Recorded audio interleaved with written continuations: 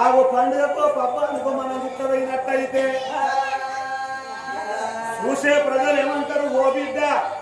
నీ బంగారం ఎక్కడ కొనుకొచ్చినావు, ఇది ఎన్ని తులాల బంగారం, ఈ పట్టు సీర కొన్నావు బిడ్డ, ఇది ఎక్కడ కొన్నావు అని నీ నగలు అడగరు, నీ పట్టు సీరలు అడగవోరు, నీ ఎండ అడగవోరు, నీ భూములు అడగవోరు, నీ జాగలు అడగవోరు.